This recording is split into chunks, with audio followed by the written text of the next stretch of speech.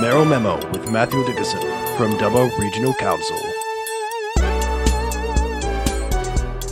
Hello everyone, and welcome to this week's edition of the Mayoral Memo. Well folks, today we'll hopefully find out what was the result of the Macquarie Conservatorium discussion. We'll also see if council has made a decision yet on how our local pools will be managed. Plus, we're also going to be finding out what's happening with the beautification of the acoustic fencing along the highway leading into town. Hello there, Matt. How are you today? Well, I've actually got a bit of time off this weekend, a bit unusual. Have you now? I was going to go. You got a bit of a free calendar. Well, not totally free, but a couple of spare hours up my sleeve because Lovely. I was going to go to the airport on Saturday morning. Right, we were going yes. to have Operation Phoenix. It was an emergency training exercise where they simulate an emergency at the airport, and then you've got Fire and Rescue New South Wales Ambulance, New South Wales Police, Rural Fire Service, SES, Royal Flying Doctor Service. Basically, everyone they're all involved, out there. VRA as well would be there, and they do a simulation of how to respond to an emergency. So they're actually all going to be out there, the whole kit and caboodle in there, all ready to go, automobiles and lights are flashing and the whole thing. And someone has the fun job of coming up with the emergency and saying, right, pretend a plane crashes and we've got 3 people trapped or there's a fire or whatever interesting scenarios they like come a up real with. simulation. And the great thing about councils is we had the opportunity to go out there and be an observer. We didn't get to go and be the patient or something like that. But That sounds like fun, though, to be actually out to see this. So, tell us about it. I thought it would be interesting, but unfortunately it was a bit rainy Saturday morning, so they had to change it into a desktop exercise. So rather than risk a bit injury, of a deflating moment. I wasn't expecting that. No, that's right. So basically, I think what a desktop exercise means is they sit around a room together and someone says, here's the scenario we had planned. Yeah. Okay, what does everyone do about it? And each service... Sounds far less exciting. It does, doesn't it? So there was no opportunity to go out and observe that. Bugger. That would have been good fun. Yeah, it would have been. They might do it again. It's part of our CASA regulation or CASA requirements to be a registered airport that we've actually got to go through and do this. Okay. But it's also good training for all those different emergency services. Yeah. And I've seen some of the emergency services in action in real life scenarios. When it does rain as well? Or? Well, when it does rain, that's right. And in those sort of scenarios, those simulated scenarios as well. Yep. And I've said it before, I do feel that if you're going to have a problem, if you're going to have an accident, if you're going to have a tree fall in your house, whatever is going to happen to you, have it happen here because, gee, we've got some good emergency service personnel and organisations out here. So, mate, that's anyway, fantastic. I'm sure they'll do it again in some future. I'm not sure how often we've got to do that. It doesn't rain next time, maybe. That's right, yeah. I can organise that better. Mate, so tell me, listen, during the week, of course, I had the pleasure of going down there, like a lot of people did, to the Anzac Day ceremonies. Now, the dawn service, magic as usual. It's always stunning, the dawn service, especially when the bagpipes are playing and the sun's rising. The thing that amazed me this year, and then I got the chance to walk as well in the Anzac March later on with the kids, but the numbers this year of the people, like despite the warmth, because it was hot, by 11 o'clock, I'm telling you what, wearing the suit and the tie and this sort of stuff, I was sweating. I was very much the case, but it didn't seem to deter too many people. You were there, mate, so tell me about it from your side of things. Did you enjoy the day? Oh, it is a very solemn day, isn't it? And you're right, the numbers are incredible. The dawn service in particular, I was standing there at the cenotaph and I had Bill Greenwood from the RSL Club, the secretary of the RSL sub-branch, beside me. And I just whispered to him, Bill, what's your number estimation? Yeah. And he looked around and he said, easy 3,000. Wow, and I did a quick little thing where I just kind of count a group of people of about 100 and then see how many of those groups would fit into the crowd that's around there. And I reckon Bill was pretty right. I reckon definitely 3,000. And the temperature was quite nice in the morning. Yes. Because the morning was lovely. I'd normally wear gloves and I'd normally wear a T-shirt underneath my suit. Yeah. And I didn't need any of that. It was actually quite pleasant. The only thing that was interesting was just as the bugle was playing, a train went through the crossing at Darling Street, and of course the bells went, and you could just hear them in the background. But then the lights are flashing the too. bell chimes, there it was, happening in the background. That's right. Was, but the lights flashing at the intersection there, when it was there was only a little bit of light around. There was just this flashing red in the background across the whole area there. But you can't help that sort of thing. No, that's right. But look, again, that was fantastic. And then the 11 a.m. service, you're right, it was hot, but certainly I would say 5,000 there at the 11 a.m. service. Yes. Yeah, so it was a really good event from that perspective. What I really liked from a council perspective is that there were 6 different Anzac Day ceremonies across the entire LGA. Oh, wow. And we've only got 10 councillors, but we managed to have councillors representing at all those different that's good, isn't it? ceremonies. Yeah, it is good. So they basically went far and wide and went out to different areas there. So I think almost all of our councillors were engaged somewhere on one of those ceremonies. So that's good. You know, it's actually interesting. I was having a chat to one of my colleagues there the other day, and we're talking about Anzac Day, and thinking, of course, the fact that there's been a bit of talk about, for the young kids today, and do they still get Anzac Day? Do they still actually understand what the real meaning of Anzac Day is all about? And so I always get very heartened when I see the crowds there still turning up in numbers, and if anything, gaining in numbers still. So despite the fact, and which is a wonderful thing, we haven't actually been in a real war campaign for so many years. There have been obviously Afghanistan and Iraq and these type of stuff, but from a major worldwide level, it's so wonderful to see, though, the kids still understand the commitment and what these guys and ladies did so many years ago. I think the really important thing is, of course, we say lest we forget, and we hope that we never forget, because while we remember, then hopefully it reduces the likelihood of having more wars. Absolutely. Because when people stand around and talk about this and they've got memories of people that they knew, or grandfathers or great-grandfathers, when you've got these memories there, that's one level. But as we get going forward into the future, there will only ever be people who don't have any personal memories of it. But again, if we keep remembering what happened and how many people we lost, how many people in the primes of their lives that we lost, then hopefully people say, well, these world wars don't, in fact, forget world wars, these wars don't seem to be a great thing, really. How about we don't do them anymore? Absolutely. And I think that's really the point of continuing on, having things like Anzac Day to commemorate the fallen, but also to remember. Now, Matt, today, of course, I want to get into last week's council meeting there, because there was quite a few discussions had and quite a few resolutions made. I'm going to start off here with a very important one. Now, we've had a number of discussions with this in regards to the Macquarie Conservatorium of Music. Now, of course, I'll use the word displaced, because in many ways that's probably what's happening. They're going to have to move out of their current premises, and they're going to have to move into somewhere else. Now, they've come to council seeking assistance in regards to this, just to update people in regards to it. There's been some discussion in regards to whether or not council is going to offer assistance to the Macquarie Conservatorium, and in what type of way this assistance is going to be offered. So I notice here the fact that was on the books there to be discussed last Thursday night. So what has council decided to do now with the Macquarie Conservatorium of Music? And so you're right, just for that brief bit of background, they've currently got a Department of Education building, and they've got that at peppercorn lease rate, so probably $1 a year or thereabouts. Okay. Peppercorn doesn't necessarily say $1 a year, but most people recognise it's about $1 a year. Sure. It's a token amount. Yep. And so the lease there, I think, formally runs out at the end of June this year, but they've got a bit of an extension till the end of the year, maybe-ish. So they need to find somewhere to go fairly quickly. Yep. And so they've been talking to council about some help with that.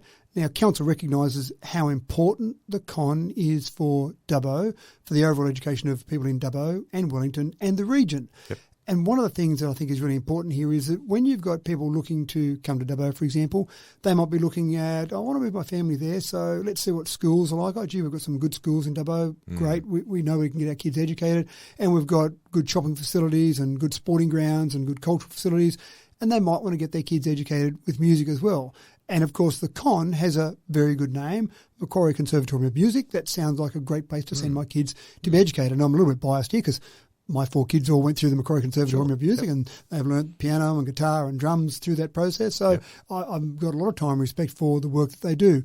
So that's a really important part of Dubbo. But also just looking at the cultural landscape, and one of the things that I think that I certainly have seen from the time that I've been on council is that we've improved our outlook from a cultural perspective dramatically. In my time on council, we've built the Western Plains Cultural Centre. It's got the word culture in it, so it must be cultural. But that is a fantastic facility. I'll vouch for that. I've been there a few times. It feels very cultural to me. We've got the Dubbo Regional Theatre and Convention Centre.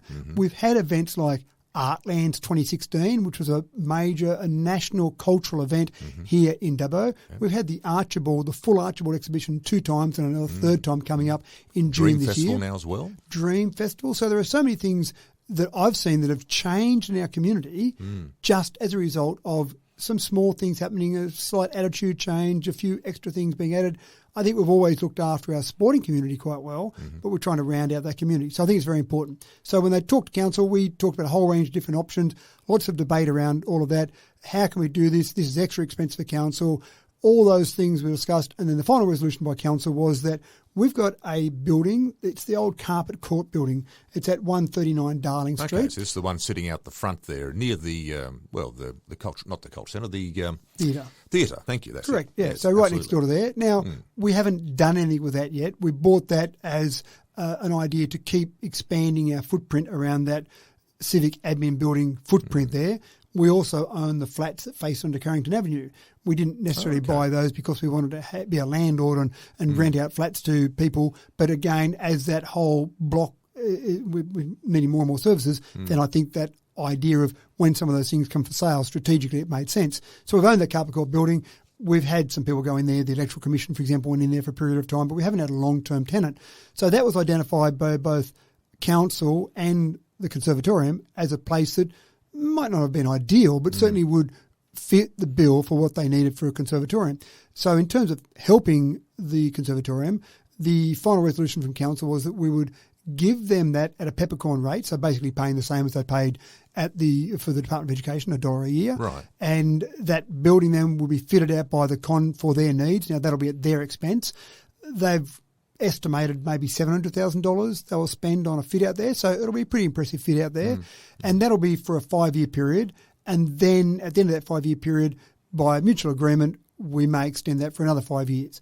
Now, the big picture plan is that hopefully around where the greens are, the old Diversity Bowling Club, that whole area there, we're also looking to master plan that area to expand our cultural facilities around the Western Plains Cultural Centre.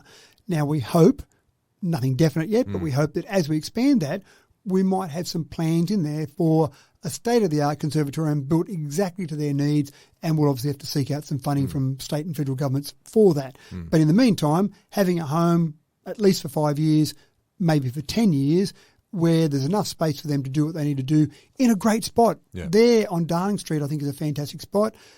Beside the theatre, makes sense as well. You've got that whole area there. And if it gets to the stage where they want to do some concerts that might involve a large audience, they've got the theatre next door. It seems to make sense for that whole area there. And again, at that peppercorn rent. So we are subsidising them, if you like, to about $70,000 a year. If we rented that building out commercially on a long-term lease, we'd get about that. We got a lot more than that on a pro rata basis when the Electoral Commission leased that, but that was only a short-term rental. On an annual basis, we'd probably get about $70,000 for that. So I suppose, sorry. You're right, mate. So look, certainly from where I'm sitting right now is I think it's great that the Conservatorium is going to be staying here. And that's wonderful to hear that there's been the opportunity here now that council's come to resolution on this. There's an agreement that's been made to accommodate the Conservatorium. I'm sure there's probably a few people out there that may be asking the question in regards to this is a very profitable organisation. They're a group that, are making, and we talked about this before, over $100,000 a year. They have $1 million sitting in the bank.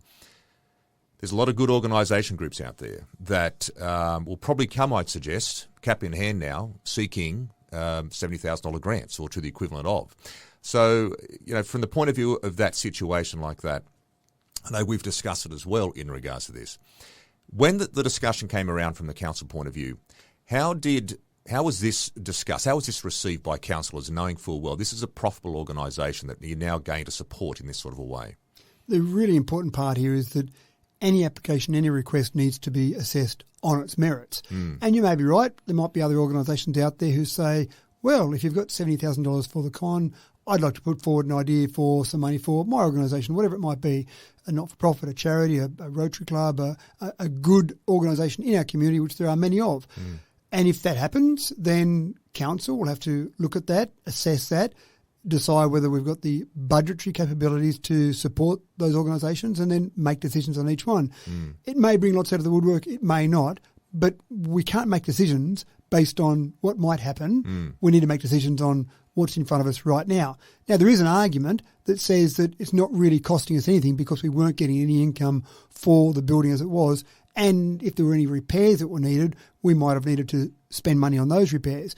At least with this lease, even though it's a peppercorn lease, any repairs or maintenance that are required will need to be done by the Conservatorium. So you look at that from that angle and you say, well, there's no net cost. Now, the counter to that argument, of course, is that you could lease it out and you could generate $70,000 a year. So there's a net there's a cost of opportunity or lost opportunity there, but at the moment we're not receiving income for it on a regular basis. So there is that argument there, but again, there are other council buildings that we own. I just mentioned some flats there. Now someone might come along and say, well, I need somewhere to stay. Can I go and live in one of those flats there? Again, people can come forward with any ideas.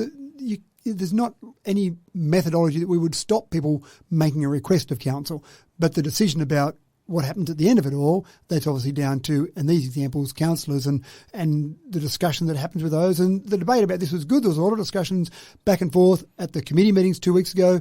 There was a good, fruitful discussion.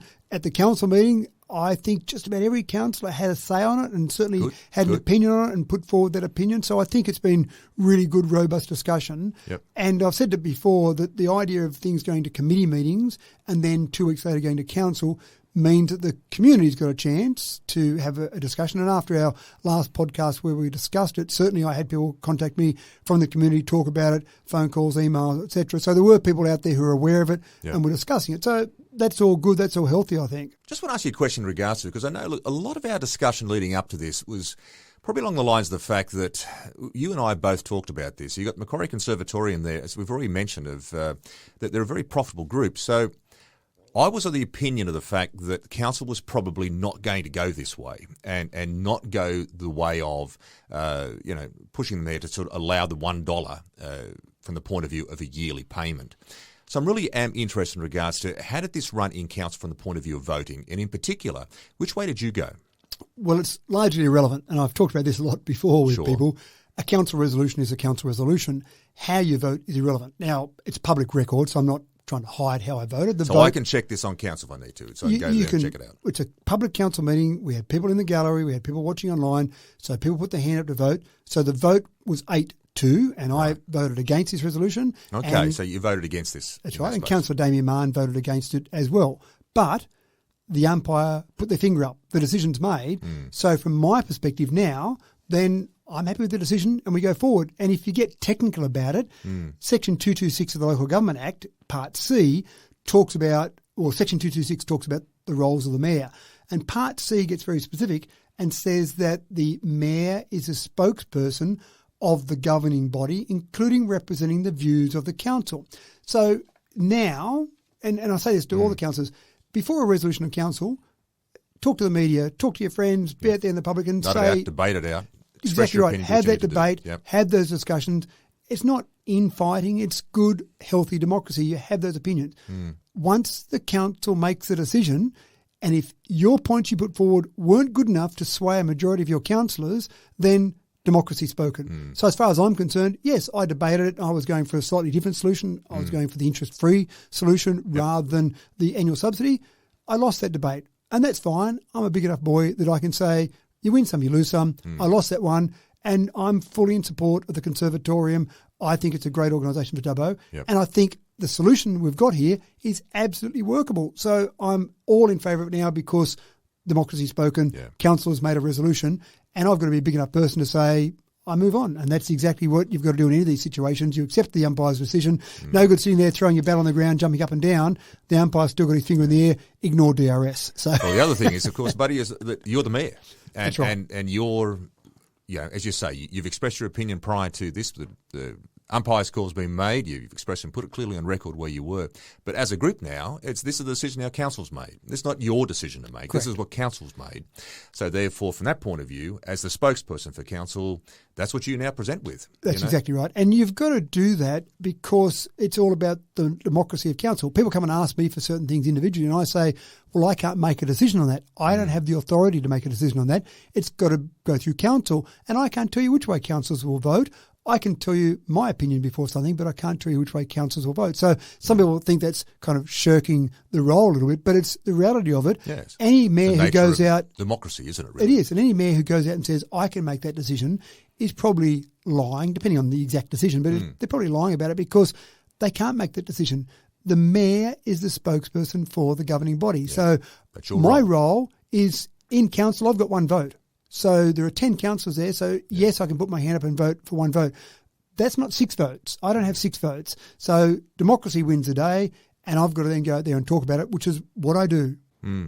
Okay. All right, look, I suppose the final sort of point in regards to this is now in moving forward from here. So what's the time frame now? How does this all work now for the Macquarie Conservatorium? So it really comes down to their time frame. The first thing they've got to do is find a builder, which is a bit hard to do at the moment. Yes, but find a builder tight, that's right. to do a fit out, and obviously a design for a fit out in there. They've probably got some ideas of designs, but they'll have to go and finalise that. Now they know the exact shape of the building, so they'll have to go and do that, work with a builder to go and get that done. And I suggest as soon as possible. Now I think they'll have a discussion with the Department of Education, and they'll tell them that they've now got a building, they've got to get a fit out done. So that lease could be signed pretty much straight away. Okay. And from there, it'll just be hopefully working with the Department of Education, who I doubt would kick them out knowing they had somewhere to go next month. If the Cons just said, well, we're going to cross our arms and dig our heels and we're never going to go, then they would be kicked out definitely by the Department of Ed.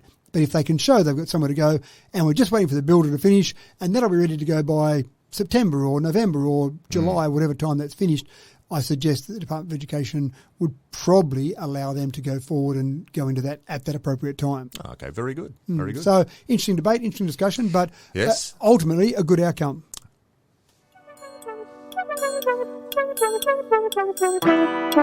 Now, speaking of further discussions, and that would be taking place on Thursday, I suggest there's been some proposals put forward here in regards to the management of the regional pools.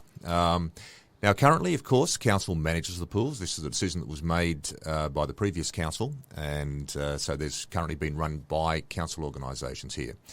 But it appears as though the fact that, we talked about this recently in the podcast, about the fact this is going to now change back to a system which has probably been in place for nearly 30 years. And that is where it goes out to private tender and we get private groups or organisations or individuals to actually run the pools here. So is this the way we're moving forward, and has a final decision now been made in regards to this? Absolutely right. The council has now resolved that. The last time we spoke about this, it was a recommendation from our standing committees, but it's now a resolution of council. We will go out and we'll invite people to put forward a proposal. It's not the same as a tender, because a tender has very strict guidelines around it, and we've got to decide exactly what we need in a tender. The idea of going out to the community and requesting a proposal we put forward is we then allow people to change what they put forward, so they can suggest a variety of different methodologies. We might not have thought of that. And there are organisations out there across the nation that specialise in managing pools. They might have a specific way they manage it. We might love that idea or we might hate that idea, but again, it means people can put forward different ideas. And the important part about it is that people could put forward a management proposal to manage all 3 pools, or they could have an individual pool. I just want to manage Geary or Wellington or Dubbo, or maybe they might want to manage Geary and Wellington together. So those options are available. All of those options. Because you have to just go all 3, you can possibly just propose them for one. Because we're putting out a request for a proposal, that's where it gives you that extra flexibility. If it was a tender, we'd have to tie that down and make it very strict in the way that went forward. Yeah. You mentioned the fact that Dubbo had been managed externally for a number of years. It's at least 30 that I know of, maybe longer, but I went back and traced some of the people that had managed that, and that was about a 30-year time frame. That was changed in 2019, where they went from external to internal. Probably the frustrating part about that was that I didn't understand the reason, the logic. I didn't really see any business case. If you're going to make a decision like that, you think you'd put forward some sort of business case, throw some numbers in just to show how this was going to be better. At the time, I think they said it was silly that profits from the pool were going to an external provider rather than coming internal, but the pool doesn't make profits. There's a cost to run a pool. Be regarded as a service, wouldn't it? It's a service, that's right. And every council across the state that I talk to at various conferences, one of the topics we often talk about is, how are you going with your pool? How do you minimise the loss? No one says, gee, we're making great money out of a pool. It's always about minimising the loss of the pools. And so there was never any great profits going to any private organisation. It was really just about minimising the loss to the community and also having it run really well.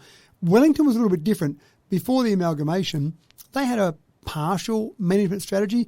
Many people just talked about the fact that it was internally run by council, and that's partly true.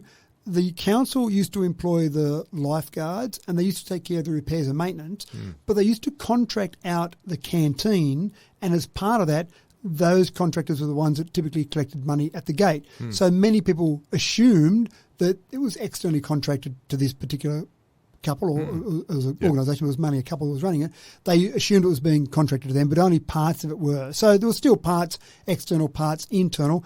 But I think one of the things about having that external process is that there may be a bit more flexibility with those external contractors.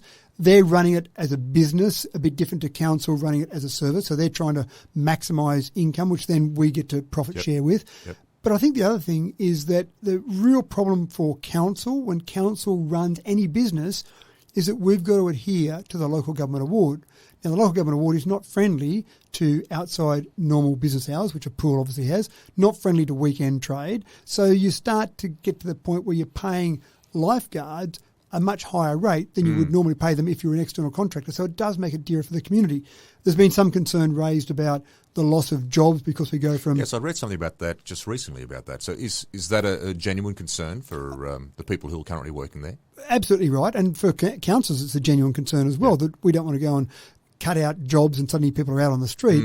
A couple of things from that. Most of the people that worked at the 3 pools under council's management were casuals. Okay. It runs for 6 months of the year. Yeah. So you're not going to employ a lot of full-time people because 6 months of the year they're sitting around going, well, I'll just practice my backstroke sitting here. Yes. You want someone that's a casual, and often they were university students, home for the holidays, for example, that type of thing. So those casuals, well, they did some casual work last summer for council. Next summer, well, there's probably going to be casual work, but it might be for a different company, for example. Absolutely. Or they might go and do some other casual work.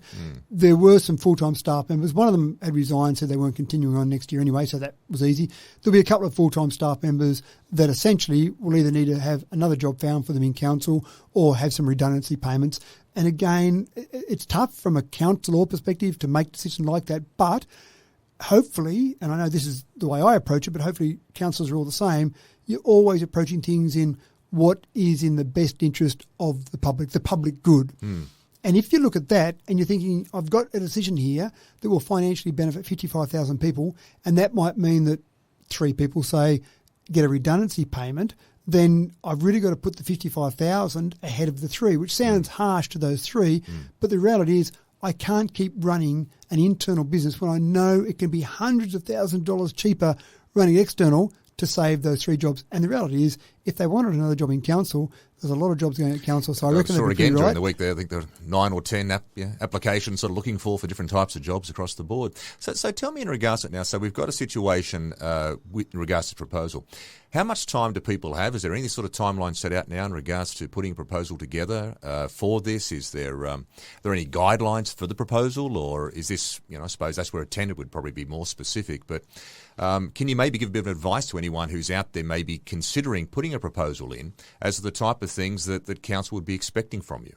Probably I'd have a look at how the last management contract was. And the last management contract essentially had some parameters in place where that contractor in the Dubbo scenario was responsible for all the staff there, all the lifeguards, opening the pool, closing the pool, all the day-to-day running of the pool. Maintenance costs for things that were typically under $2,000, and that's not necessarily set in stone because there are variables around that, but essentially small maintenance items the contractor is responsible for. Running the pool filters, all those type of things, the contractor is responsible for. When it comes to larger capital costs or larger maintenance, so for example, the pool's got a leak and it's going to be $100,000 to repair that leak, the contractor's not responsible. Council still owns the assets. Council still is responsible for those major maintenance items. And if there are any major improvements, for example, we were going to put in a different pool or we're going to add a water slide, a different water slide to it or whatever, then they would still be responsible, the responsibility of council and at the cost of council. So if I was a person looking at putting a proposal in, can I access any of the profit and loss sheets of Parcel or get some information in regards to, because I'm going to put my money forward in regards to this, but I want to know how much I need to be sort of putting down as my proposal. So where could I get all that information? It's all public information. Okay. You can look at past budgets. You can look at exactly the profitability of the pool when it was council run. You can go back into previous ones and look at how it was when it was externally run and how much that contract was. So all of that is public information. Okay. And depending on how experienced you are as a pool operator, you might have your numbers anyway and know exactly what you should charge a council to run a pool, or you might want to look at those in greater detail. It'll be the initial one, the parameters we're putting around it are that we would like an initial 5-year contract, and that would start from 2023 summer. Technically, it would be the first year of the contract would be 1st of July 2023 through to the 30th of June 2024 and each year after that. But you're not going to open the pool on the 1st of July 2023, obviously. So we're going to put that out, advertise that. There'll be a time frame to have those proposals in by. That'll then come back through to council, where councillors will look at those proposals and make a decision based on what we think is the best for the community, for the public interest. And then there'll be someone in there. At the end of that 5 years, there'll be 2 one-year extensions available as well. But again, we've put those parameters in. Someone might come forward and might suggest different parameters to that, different ways of management. They might suggest that they take care of management up to $5,000. Or again, this is the idea of the proposal. They can put in different ideas, different parameters. They might have a capital investment fund where they want to go and add some capital to it and build that into the pricing of it all. So all of these things are on the table. It really comes down to be creative, do something that you think is going to be good for the community, and then let councillors choose which is going to be the best one for the community. Yeah, sounds exciting. Now, speaking of more work that sort of happened there on Thursday, it sounds you had a big meeting on Thursday, lots to get through there. Yeah. The draft budget. It sounds like it's ready to hit the street, so to speak, to get people in the community to have a look at it and to see if there's any changes or options, or I suppose is there opportunity still for people to put forward a proposal at this sort of point in time? Like where are we up to in regards to this? On public exhibition from Monday the 1st of May through to Monday the 29th of May. So you've got a month. You've got essentially a month, 4 weeks technically, and you've got till 5 p.m. on Monday the 29th of May. So you're right, councillors have now approved the draft budget for the purpose of display. So that's not approved. That means we're not going to approve that now as it is. It goes through a process where it's on display, we get submissions in, they're then further considered, and then finally at the meeting at the end of June. So I can still put a submission in now. Like if I'm an organisation, say, let's say a community-based organisation, and I've got a project that I'm pretty keen on, and it's I potentially might need, I don't know, $50,000 to build something. Can I still put a proposal in to council at this point in time? That's exactly when the time is. Right. Through that period from the 1st of May to the 29th of May, that's exactly when you'd put a proposal in. Now, the thing I would say to you with wearing your community organisation hat and the $50,000 you want, when people put submissions in, they can say whatever they want in those submissions. That's fine. But what I encourage people to do is when they want extra money spent on something, then I encourage them to look through the budget and find where we should take the money from, because we want to try, the ultimate aim always is to have a zero-sum budget. We're actually aiming over the next few years to get a budget that's in the black and surplus, because we've talked about it before, there was that $20.3 million loss that the last group of councillors left us with, so we need to kind of fill that hole a little bit. But the first instance, you're aiming for a zero-sum budget. So if you add a $50,000 expense, well, you want to take that from somewhere else because you're trying to balance it. And I say to people, think of it like their home. They've got a budget in their home, and you go and buy a new TV this week when you've been saving some money or putting some money aside for a new washing machine. Well, you buy the new TV, well, you can't buy the washing machine. It's the same thing. The numbers are bigger. There's more zeros in at the end of the numbers that we're talking about, but the concept is the same. Just because they're big numbers doesn't mean you can spend like a drunken sailor. Yeah. No offence to any drunken sailors out there, but the idea is that you're not trying to just say, what else do you want to spend money on? Yeah. It would be lovely to be in a situation where you didn't have enough things to spend money on. Yeah. Any time I've seen it, and it's a constant joke in council that I've seen forever, any time we get to the stage where we've got a budget that is in the black a little bit, let's say it's $100,000 in the black, if ever a CEO says, we're actually going really well, we're $100,000 in the black, find something else to spend that $100,000 on, I guarantee with 10 councillors, you'll spend that $100,000 10 times over, because each councillor... Absolutely, they've got their own ideas. They'll come up with their own thing to spend $100,000 on, and then the CEO will say, hold on, I wanted $100,000, not $1 million spent. Right, I should have told each of you got $10,000. I shouldn't have told anybody anything about it. That's right. Yeah. Should have left it in the black. Exactly. So it is a big document. We're talking about hundreds of pages in that document. One of the things that's hard about that is looking through the whole document is difficult. I always say to people, go and find something that you're interested in, a niche group, a special interest group, something that's a focus for you, and look at it around that part. Now, sometimes people out in the community have got much greater knowledge about certain areas that they know about than councillors do, because we've got to be a bit of a generalist. We've got to be across everything, know a little bit about a lot. But there are people out there who definitely know a lot about one particular part of the budget. So they might point out something to us that is an anomaly or isn't done right or could improve things, a whole range of things. So when you see that in there, then definitely send that in. And I guarantee, well, I know I personally do, and I'm pretty certain every other council does, will read every one of those submissions. Yep. They may not act on every one because you're still trying to prioritise. Yeah.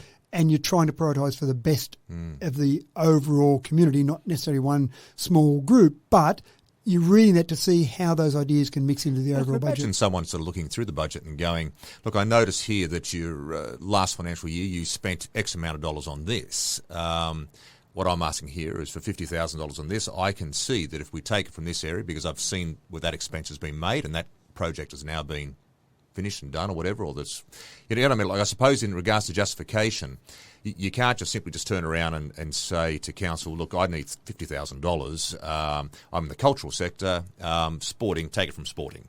You have to have, I'd suggest, some sort of strong rationale to be able to sort of to say, I want to take it from here to give it to here. And you don't have to have that. You can just put a submission and say, spend 50 grand extra on A, B and C. But it makes it better and easier and more likely for you to get what you want when you can point out somewhere that you could take the money from. Yeah. And another example we saw in one of our workshops was the entrances to Dubbo. You've got some of those entrances where people have said, I'd like more mowing to be done on those entrances. So we've talked about that at a workshop, for example.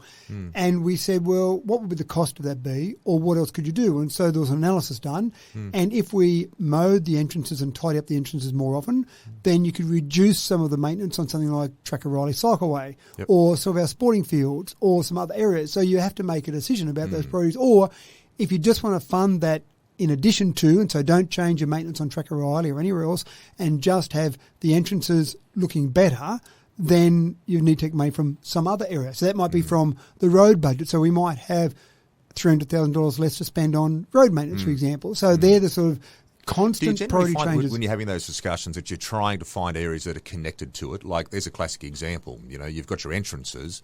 The most classic way that's connected to it would be the roads coming in on it. So is that how you sort of, you know, weigh that up? Sometimes it is, because sometimes it is from that same budget. So sometimes you'll just look anywhere and say, where can we find some savings in the budget and where can we spend that money? And probably one of the examples that we have talked about a little bit is the aquatic leisure centres. We believe there are some savings to be found there. Now, we won't realise those necessarily immediately, but certainly over that 5-year time frame, we believe there'll be some savings to be found. So there might be several $100,000 we might save there. There are other facilities of council that can run better. The airport, for example, is being impacted in the past by COVID, and so that's reduced the income we've received. Normally the airport puts back money into council, but normally in the last couple of years it's been a drain on funds from council. So other things like that, that one's a bit outside our control, but there are other areas that you might say, how can we run this differently, better, whatever. And so you don't really mind if you can find savings in one division and they can be put into a different division, that's okay. Yep. The director and the staff in that division might prefer that it's kept in that division. Yep. But from a council perspective, we're trying to look at the big picture, try and look at overall the whole council. Where can we adjust this to get the best outcome for the community and satisfy the priority direction of the community, which is really the important thing, not just one person in the community, but the overall community. At the end of the day, you've got 1 month from pretty much the 1st of May to finalise your submissions. Now, Matt, this next one's an interesting little one. We've talked about this in the past, and it's all about the way that I suggest we try to remember in a community way those who have given a fair bit to our community. Now, some of the things that we've talked about here, the whole idea of these memorial plaques that sit on the chairs and how that sort of stuff goes. And, of course, we talk about how in Europe we see this all over the place, and Dubbo we have a couple of examples of it. I like this discussion because I think it is something here that we as a community, I'd like to see us do more different sort of ways of trying to remember those who have contributed to our community in special ways. But, of course, there needs to be policies. Like everything in life, there seems to always be policies, but at least by having policies, we set things up under certain structures, and so everyone then is playing by the same rules. During the discussions there on Thursday, was this also raised as part of the discussion at the council meeting? It's trying to set up something formalising how we can actually remember our loved ones, remember those community members who have done something special in a community sense. Back in 2004, that was when I was first elected to council, one of the other people who was elected to council as a brand new councillor was Bob Thompson. Right. Unfortunately, in 2006, Bob died of cancer. And so as councillors, we were obviously pretty upset because we were working alongside Bob, and he was a lovely gentleman, only 53 years of age. So that's a bit close to our age, isn't it? Tell you what, makes you think a little bit. Goodness me, stop that. So at 53, it seemed very sad that one of our councillors had been lost. And what we did as councillors, we brought forward a notice of motion to have a seat with a memorial to Bob put in Victoria Park. And so we did that, and that went through council, and that was all fine. But it was an ad hoc process. Now, we didn't do anything about it then. It didn't seem that important at the time. We had the seat for Bob, and that was fine.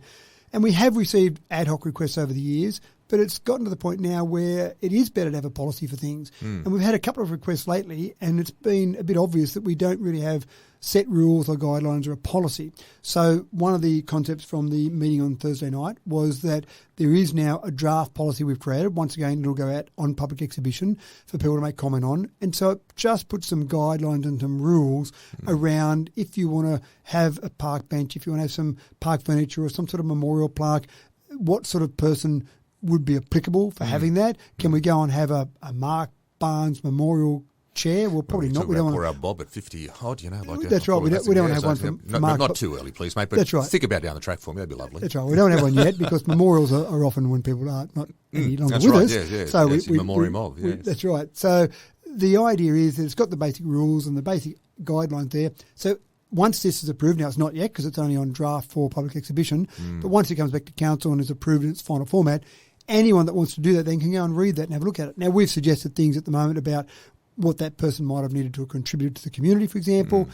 The cost of that is borne by the person making the application, and the location can be in consultation with council. But these are, at the moment, draft guidelines. Have a read of those and see what you think of them. And it may well be that it's not relevant for you today, but at some point in the future you might want to have some sort of memorial plaque or chair or something. You might want to plant a tree for someone, for example. So all these different options there. But I think it's a nice thing just to remember people who have made a significant contribution in our community. No, just in regards to that, let's say take Victoria Park. Now, Victoria Park, obviously, council run, and you've got the beautiful trees in there, and there's lots of beautiful trees that are dedicated to, particularly in regards to war veterans and things like that, within, especially around where we've got the cenotaph there.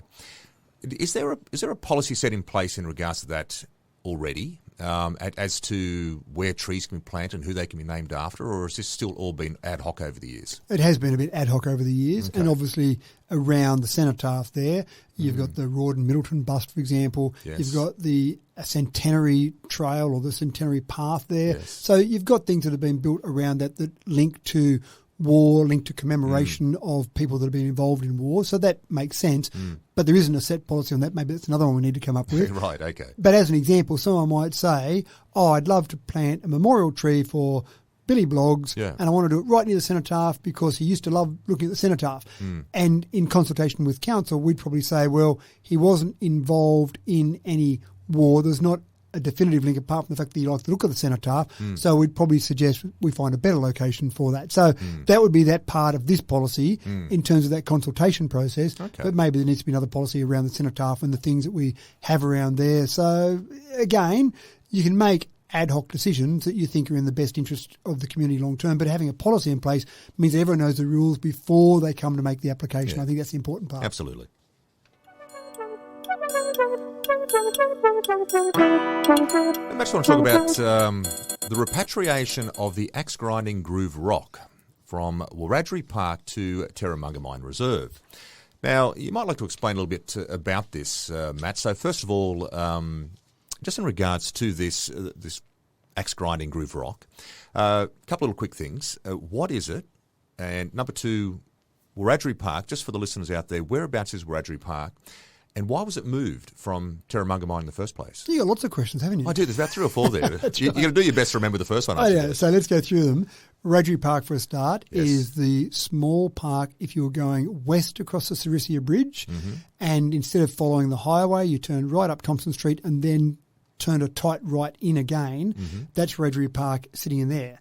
Now, probably 25 years ago, I don't know the exact time frame, but there was an axe-grinding groove rock which was moved from Terramungamine Reserve to Wiradjuri Park. Now, an axe-grinding groove rock is something where they've found a rock that Aboriginal people can demonstrate has been used to basically sharpen axes on. Okay. And there are certain grooves in them. When you see one, you'll see a number of grooves there where you can just imagine someone tens of thousands of years ago sharpening up another rock or some type of axe there on these, and there's little grooves that are worked into the actual rock from that. So a great bit of history there.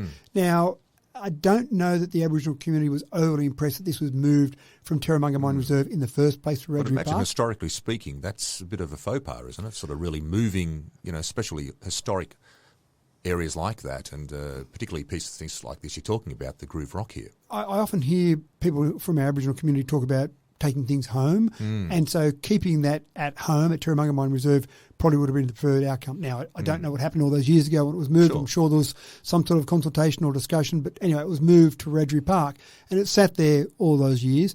With the new Dubbo Bridge construction, it's going to basically go through Wiradjuri Park. So okay, yep. Wiradjuri Park will no longer exist, or at least in its current format, it won't exist. Yep. And so on council on Thursday night, it was a resolution was passed to go back to Transport for New South Wales, who'll be managing this project, to say, please move the rock, don't get rid of it, don't destroy it, don't Because it's their just forget about responsibility, it. is that right? Or? Well, they're building the new bridge, so Okay. we believe it's their responsibility. Yep. And please move it back to Terramungamine Reserve because that is the home. And Lewis Burns, one of our councillors, did a survey of traditional owners, and he found about 75% of the traditional owners said that Terramungamine Reserve was the correct place for the axe grinding groove rock to return to. Yep. So that makes sense, and it's just one of those things. As a councillor, we don't have direct control over that because it's a state government project, but we can make requests, and a notice of motion is one way we can make requests of something to happen. So we'll now send off a letter to Transport for New South Wales, make that request of them, and hopefully they've got to move it anyway because they've got to build a bridge. So why not move it where the community... ideal place is to take it back to where it came from. Yeah, and I suppose listen to the community and move it where the community would like it to be moved to. Absolutely.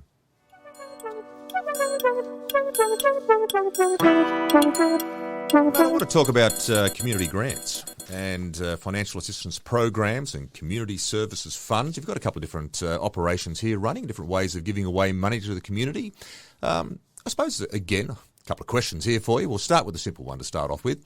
Number one, tell me what's the difference between the financial assistance program and the community services fund? It's an excellent question, like and that. I'd like that to be answered myself. Okay, yeah, all right, fair enough, yes. It's one of I can tell you technically the difference between Yes. the two, but it's one of those things that I think sometimes an idea starts and a program starts out of that idea, and then it grows and grows, and then it gets to the stage where it's not absolutely recognisable for what it was designed for in the first place. Okay. And if I go back to my time on Dubbo City Council, we used to have a process where community groups could apply for some funding, and we used to basically allocate some funding out of there. It wasn't a large amount of money, and we'd allocate some funds to small community groups to help them with printing of their newsletter or small bits and pieces. Yep. It's grown now to the stage where we now allocate in the budget $150,000 a year. Okay. And we allocate that in our financial assistance program. And the intent of that is to support services, activities, or contribute to resources that will help create, enhance, or build community wellbeing and amenity in the Dubbo Regional Council local government area. We also allocate $120,000 to the Community Services Fund, and its intent is to support projects or programs that deliver social, cultural, or environmental benefits to the communities in the Dubbo Regional Council local government area. Is that just me, or that sounds very similar? I'm sorry, that sounds very, very similar. There are a couple of words and phrasings there which I'm sure, those who are more the linguists amongst us will clarify for me, but they do sound very, very similar. They do, and I think it's confusing for community groups. It's confusing. Which one do I apply? Yeah, should I apply for this one or should I apply for that one? That's right. Or do I put in for both and see which one I'm applicable for? That's right. It's also confusing, I think, for councillors and council in general that you've got a pretty big grey area between the intent of those two programs that I've just talked about. So we've got them in place at the moment. We've still got that council policy in place. So we've given some money out, which I'll mention. Are they here in a both moment. worth $75,000 each, or? No, one's 30 and one's 120. Oh, okay. So right. again, you think, well, what's the difference there? So we've actually asked our staff to go back and essentially redesign our program. We have 2 rounds of these programs at the moment. So obviously you have half the money. So it's $150,000 for the year, so $75,000 across the 2 programs. That's right. Every And 6 so months. round one, $15,000 for the financial assistance program and $60,000 for the community services fund. Round 2, the same amounts each time. Okay. And so that all gets a bit confusing. And it's also relying on community groups to plan a long way in advance. Many community groups run by volunteers often will be planning an event, a function, whatever it might be, and they might start the planning 3 or 4 months in advance. And then they say, gee, it'd be good if we had some extra money from council to help out with this part of it. 6 months, every 6 months, gee, we just missed the one last month, and now the next one's not for another 5.5 months. The event will be over by then. So we've said to the staff, please go back and look at this differently. Have one program that can cover both. I like that idea. One program that we'll do 4 times a year. Okay, so give people those, I suppose from the ad hoc point of view, of they're, as you say, planning an idea or a program that can benefit the community. Correct. Yeah, okay, I'll get that. Yeah, good. So just make it simpler. And yes, it creates a little bit more work for our staff in that they've got to basically advertise and assess these 4 times a year rather than twice a year. Yep. But we think by breaking it down into one program only and then determining what the budget is for that program as well, but we'll work on that part of it. But just having that ability to say, well, here's the program. If it generally meets these guidelines, which might be a bit broader, then it'll be okay. So let me talk about this one, and then the next time we talk about it, hopefully it'll be different programs. So we'll keep working on that. Financial assistance program, we had 3 groups that applied for money out of that. So essentially we gave RSPCA some money, we gave the Girls Brigade some money, and another group, I won't mention their name, we didn't give money to. And the reason we didn't give them money is because one of the rules associated with this is that if you've received money previously, you have to have a quid of that money. You have to show us how you spent that money. On. Okay. That's right. Yeah. And this particular group applied for some money, and we haven't received the acquittal from the last time we gave them some money. Okay. So we said, sorry, you're not eligible. You haven't done your previous acquittal, which sounds a bit harsh. No, I think it's fair enough. But this is community money. Absolutely. This is your money. You've I'm got to spending. justify your spending. Yeah, that's right. So that was the total amount from Financial Assistance Program.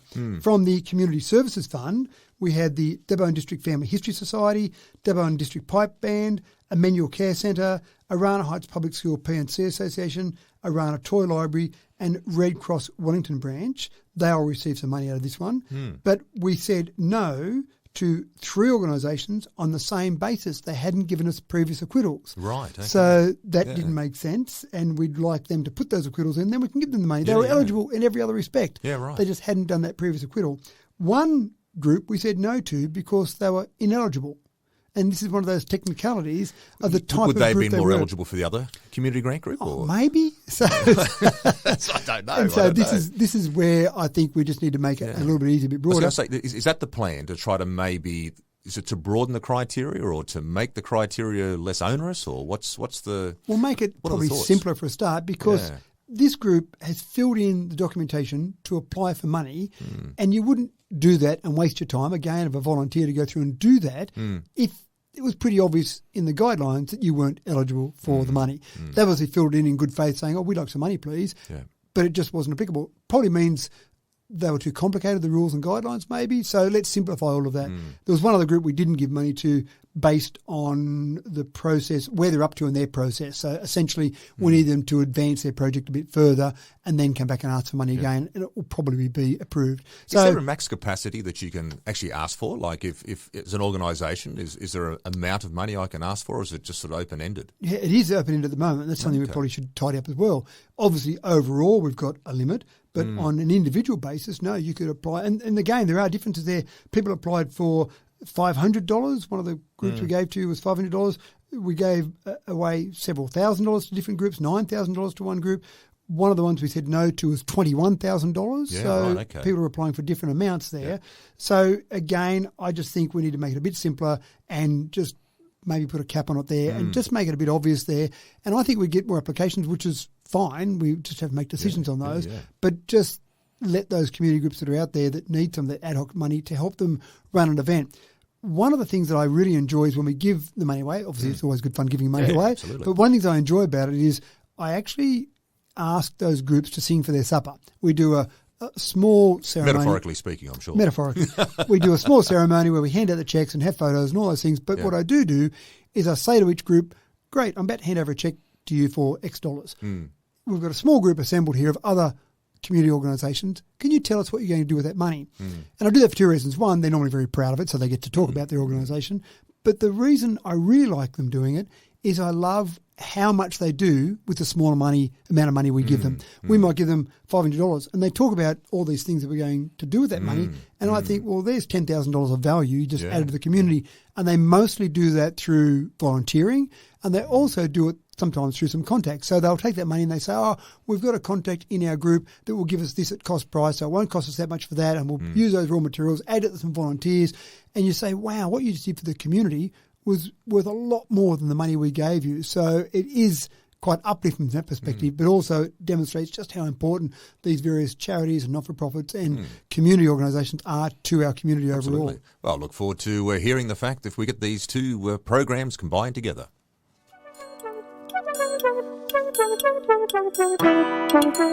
About a notice during the week there, I was driving into town. There's going along, heading in on Cobra Street on the left-hand side. You've got the Keswick estate there on the left, and you've got all those acoustic panels all up on the left there.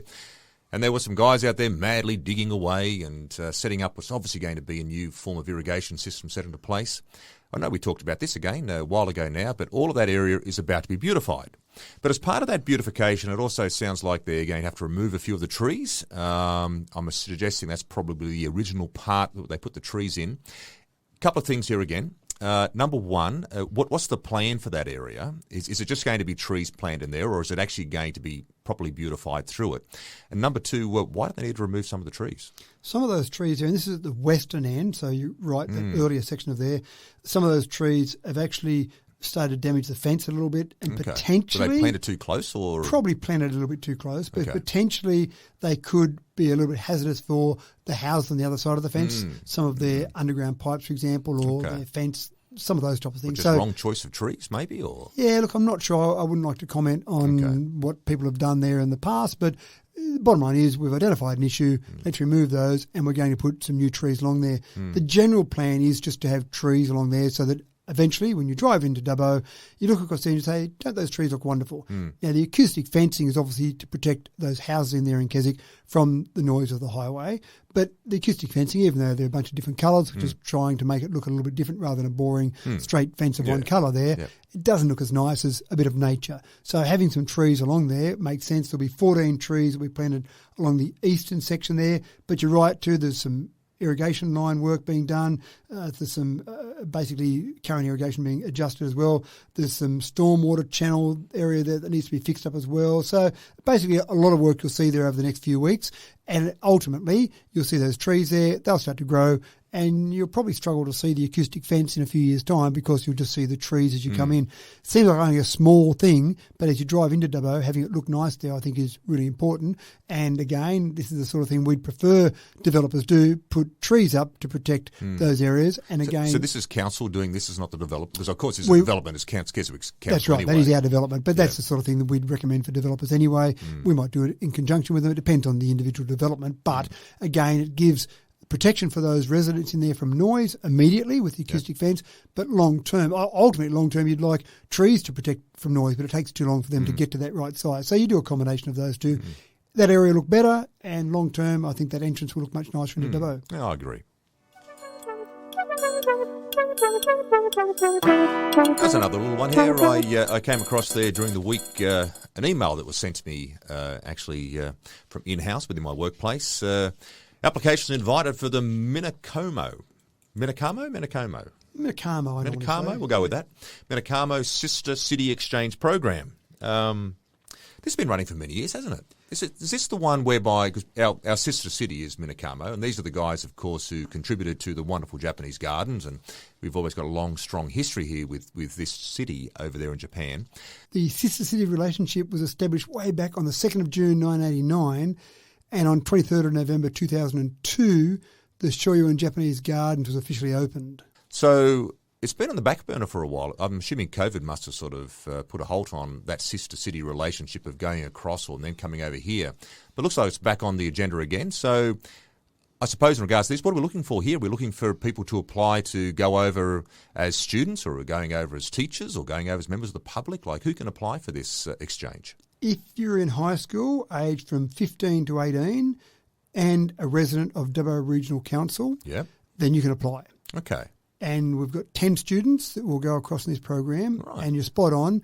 This exchange program, the sister-city relationship has remained, but the exchange program has been on hold since 2020 because obviously it was very difficult to travel from 2020 on for a few years. Yeah. So there'll be 10 students who will go and 2 chaperones. Okay. And so Do you have to be a teacher to No, be? You can not be at all. just a member of the public? Member of the public. Just a member, member of the public. Yeah, that's right. So the idea is that having those exchange programs is a really important part, I think, of that sister-city relationship. Okay. And it is quite fulfilling to be part of those. Normally you go for, from memory, 10 days, maybe 2 weeks. Okay. So we've had an exchange student here in our house. So lovely. that's been nice. There was a Japanese student we had over here and spoke very little English, but we communicate on things and learn a whole range of things. So that's how it works. You go across there and stay with the family over there? Correct. And that's the really, I think, interesting part of it Yeah. because you get to be absorbed in day-to-day life. And I've Same had, family 2 weeks? typically, yes. Yep. Not always. There might be reasons you might change, but typically the same family. And then it doesn't always happen like this, but sometimes you'll have, so for example, 2 of my kids have been over to Japan, to Minokamo as part of the exchange program. One of those, one of my children went over and stayed with the family, and then that same student came over and stayed with us. Oh, nice. So Yes. sometimes it works like that. It doesn't always have to work like that. But typically, yes, you would stay with the one family for the 10 days, 2 weeks, whatever the exact time frame is, and the same in reverse. So it's a good way to learn about another culture. The Japanese students that come here, I normally do something with them, welcome them at the airport or have some sort of function with them during the time, and they're so excited to be here. And the same in reverse when you see the students that are over there, and I normally say goodbye to those students before they go and talk to them about the importance of representing Dubbo, and I'm sure they listen to me for 5 minutes and then forget about that and just go and have a good time. Excellent. But again, now that it's starting up again, because normally it rolls through and there are people that talk about what they did last year and it's very easy to get applications in.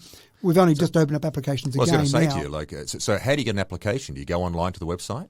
You go online to our website. They close on the 19th of May. Okay, so it's not too far away. That's right. You've got a little bit of time to go there. But if you just go to the council website, you'll find on the front page there some information about it. Put the application in. It's not too onerous an application. Put some basic details in. Then normally there's an interview process. So the Sister City Committee, which is a committee, one of the community committees in council, will typically have some members of that committee do an interview with the various exchange students or potential exchange students and then pick the ones that go. And you do get a subsidy. I was going to say, does council cover the costs of this, or They don't cover the costs, Right. but you get a $1,000 subsidy. So you work out, there's a process basically where we get tickets across there in terms of flights. The accommodation is pretty good because you're staying with a host family. So you're not really paying money when you get there. Yes. It's really the flights from here to Japan and obviously you're spending back money again, over there, I suppose? and any money you might want to spend while you're there. But we do give you $1,000, so that doesn't Okay. cover the cost of the flights completely, but at least it offsets that.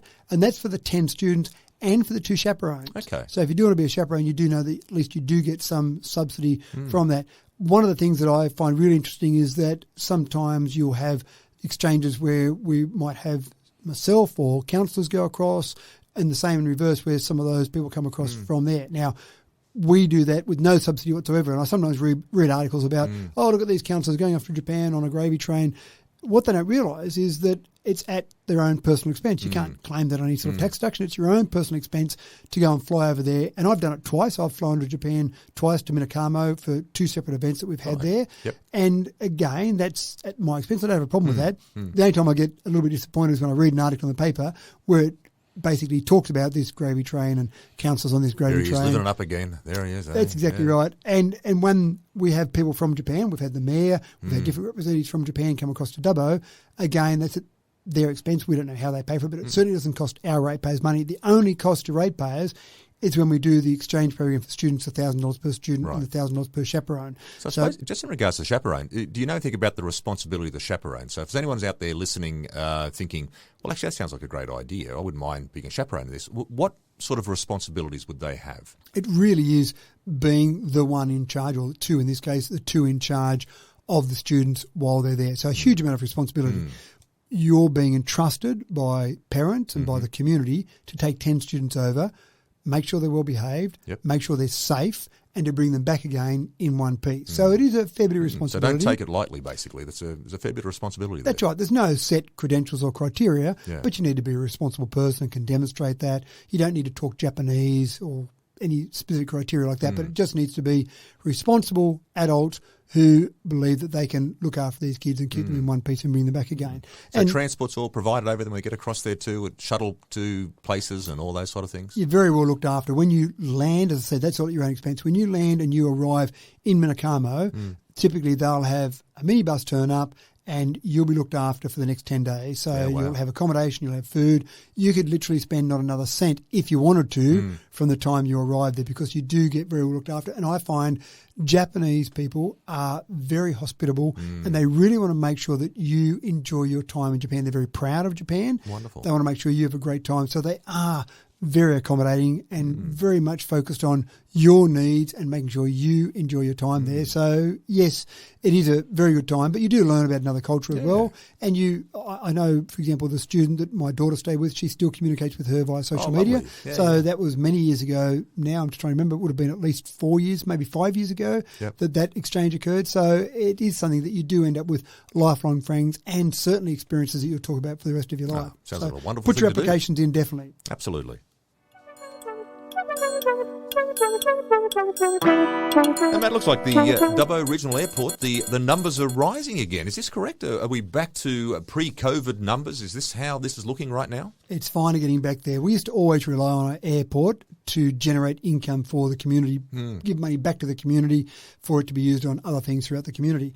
We got to the stage towards the end of my last term as mayor. I remember we hit the magic 200,000 number per year. Wow, so that's 200,000 passengers. Yeah, so that's fantastic. And the way it works is that each passenger, the airlines charge a plane ticket price, and then an amount of that goes to the airport in terms of the providing the facility. So the more passengers we get going through, the better it is for council. So that's fantastic. Obviously, COVID hit transport around the world and numbers dropped fairly dramatically. But March this year, the numbers were back to the same as November 2019. So basically back to pre-COVID, yeah. Do we have the same amount of flights still coming in and out like that now? Well, we're actually increasing capacity. Okay. So that's not up to us to decide. That's up to the airlines to decide. But it appears to be the case. Yeah, it's getting back there. We're certainly seeing an increase in capacity from the airlines, putting on additional flights or sometimes flying in larger aircraft. So that's all good as well. And I think next year we'll be back over the 200,000 next financial year.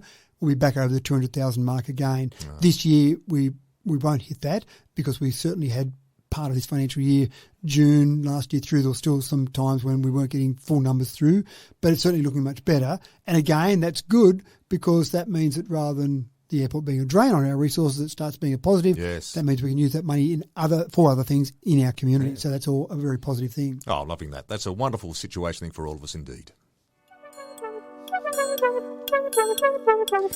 Well, my friend, it's that time of the week again. It's heading towards the end of our show today, and it is time for the Limerick of the Week.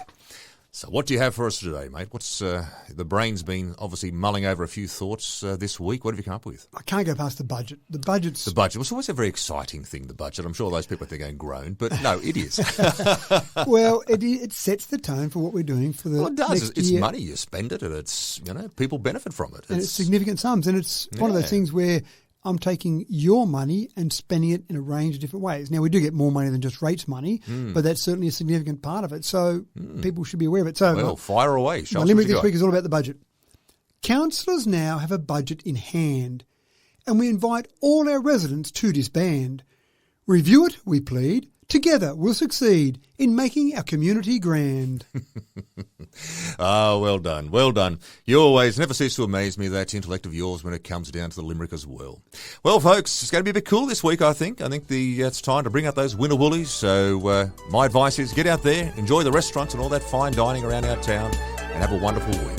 Until next week, take care.